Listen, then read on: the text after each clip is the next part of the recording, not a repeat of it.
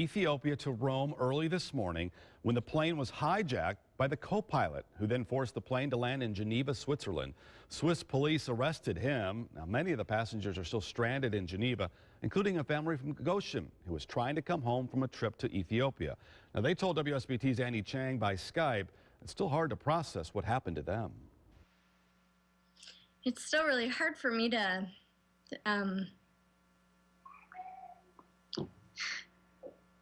really process what happened. Jolene Schrock was with her husband Darren and their 5-year-old daughter Claire trying to get home to Goshen after spending some time in Ethiopia. The couple goes to Africa regularly. They started a kindergarten school in a village called Goshen, and all 3 of their children were adopted from Ethiopia. But this flight was different. About 90 minutes in, the plane started to shake.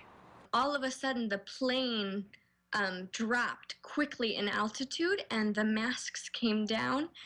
But no one would tell the passengers what was going on.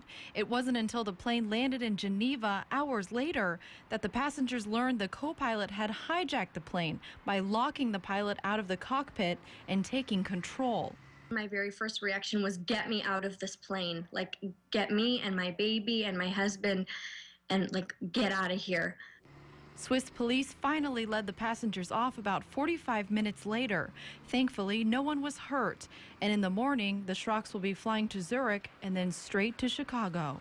I will just be kissing the ground in Chicago once we finally land there. I'm really excited to get home and see my babies. Chang, WSBT Channel 22 News.